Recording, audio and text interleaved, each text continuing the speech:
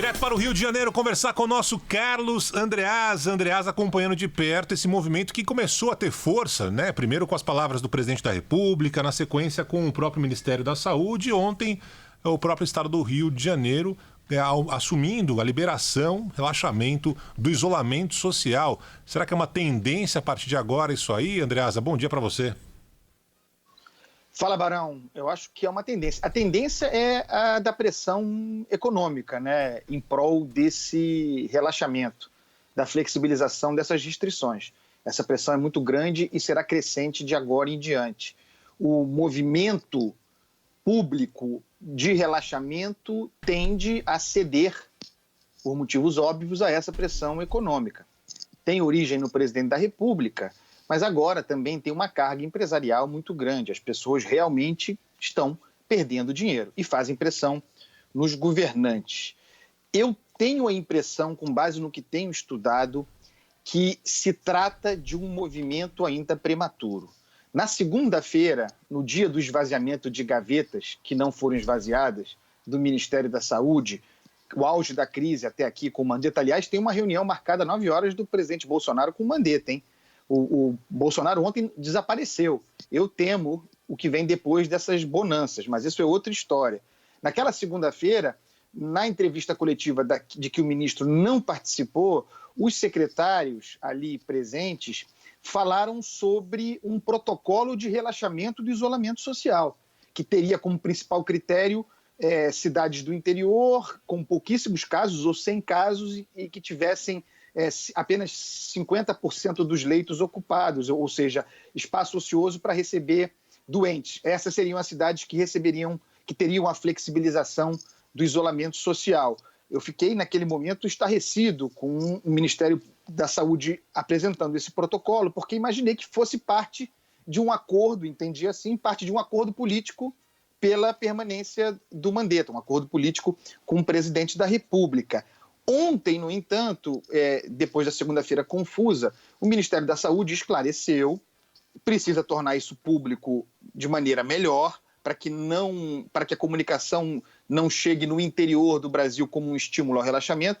O Ministério esclareceu que não era bem isso, que aquele protocolo não seria para agora, mas para o que eles chamam de descida da montanha, o período posterior ao pico do contágio que, segundo os especialistas, ainda não aconteceu. Então, o Ministério da Saúde fez esse esclarecimento que é importante. Vamos ver. Já, como você disse, Barão, o governador do Rio de Janeiro, que tem estado sempre à frente, e isso não deixa de ser um movimento político, se antecipando às tendências, anunciou ontem o relaxamento, que tem natureza regional, está basicamente concentrado no norte do estado, no norte fluminense. São 30 cidades que têm a recomendação para quarentena relaxada. Cabe aos prefeitos tocarem isso adiante. Ou seja, a capital, Rio de Janeiro, não está incluída, Niterói não está incluído, São Gonçalo não está incluído, a Baixada Fluminense não está incluído. Mesmo assim, eu considero um movimento prematuro, espero estar errado, do governador do Rio de Janeiro. Qual é o critério? Exclusivamente circulação interior, não pode haver fluxo entre as cidades essas que têm baixa ocupação dos leitos de UTI. Esses são os critérios que embasaram esse relaxamento proposto pelo governador. No entanto, boa parte desses municípios, pessoal, não tem estrutura para fazer filtro sanitário, para controlar o fluxo entre cidades. Esse é o problema. Ninguém pode assegurar, e eu vou chegar no mantra dessa coluna, num dos mantras dessa coluna, ninguém pode assegurar que essas cidades estejam livres do vírus. Isto porque, aí está o mantra, não se testa no Brasil. O mantra desta coluna, testar, testar, testar. A história dessa epidemia, da disseminação desse vírus, é exemplar. O crescimento exponencial dessa curva, dessa epidemia, que é traiçoeira, mostra que não se pode incorrer no erro da leniência. De repente, locais em que não há casos, em que os leitos de UTI estão vazios, de repente é uma explosão, esses leitos são todos ocupados e é o desespero. Eu não vou nem falar de Estados Unidos e Reino Unido, que tem outra dimensão. Vamos falar de países pequenos, que poderiam ser uma espécie de São Paulo. Por exemplo, Holanda, por exemplo, Suécia, mesmo o Japão, né, que tem uma população muito grande, iniciaram uma cultura, desde o começo, de relaxamento, de não isolamento social, leniente. Não deu certo e agora estão correndo atrás. E esses são países em que há testes. Esses são países que, diante do erro, agora estão mobilizando um programa estrutural em massa de testagem da sua população, o que o Brasil não faz. Aliás, eu tenho falado sobre isso, escrevi sobre isso ontem, falei sobre isso aqui já algumas vezes.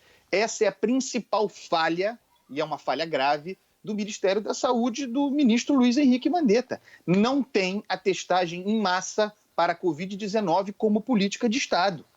O que significa obrigatoriamente que nós estamos num voo às cegas, voando no escuro.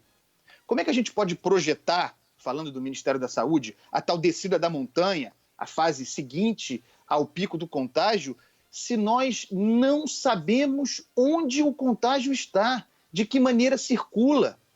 Como falar em relaxamento social, em flexibilização das restrições, em distanciamento seletivo, se nós não temos o pulso da curva, se nós nem sequer conseguimos ver para onde vai a bicha? Essa me parece ser agora a principal questão. Nós estamos em isolamento social, projetando a desejada flexibilização desse isolamento social para uma estrutura mais seletiva, mas fazendo isso com base em quê?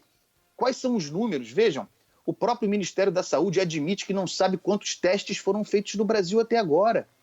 A pergunta que eu faço aqui todo dia: quantos testes esse país faz diariamente? Quais são os critérios? Quem está sendo testado?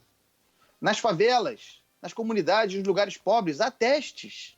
Por que essa demora tão grande em apresentar resultados? Testar, testar, testar. Essa deveria ser a nossa principal preocupação, tão grande quanto aquela de busca por medicamentos ou de vacina.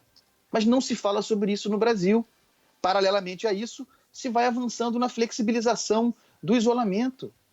Se o pico do contágio ainda não foi mapeado, se nós não sabemos onde estamos, se o pico do contágio pode estar ali na frente, logo adiante, talvez no final de abril, alguns falam começo de maio, flexibilizar sem poder controlar a fronteira entre cidades, para que o vírus circule sem que nós saibamos e atinja as pessoas, de repente, no auge do contágio, aí sim, com esses leitos todos tomados. Eu sou muito cético nesse momento. Vejam, estou desesperado para sair de casa e para trabalhar e fazer a economia girar. Todos nós estamos. É fundamental, é o que eu quero no dia seguinte ao pico do contágio. Mas antes eu quero que o Estado me diga onde está o contágio. Cadê o pico do contágio? Até lá, falar em flexibilizar isolamento social me parece uma tremenda irresponsabilidade, pessoal. Pois é um desespero. E esse teste que o Andreasa fala, o OMS também falou, na prática, a gente entrevistou mais cedo aqui os dois secretários de saúde de São Paulo e do Rio de Janeiro e digamos que os testes vêm sendo realizados um número muito pequeno, muito reduzido, tanto é que os dois admitiram que só aqueles internados é que aparecem naquela lista de novos casos, né? Pessoas que estão, por exemplo, com coronavírus, mas nas suas casas se recuperando, nem aparecem nessa lista oficial. Detalhe, em São Paulo, para você ter uma ideia, 50 corpos ainda aguardam a confirmação se morreram por causa do coronavírus ou não. Então, uma realidade distante, mas muito distante daquela ideal. Nosso Carlos Andreasa volta amanhã conversando com a gente nesse mesmo horário. Um abração, Andreasa, até lá, hein? Um beijo para vocês, tchau. Valeu. Meu velho. Beijo.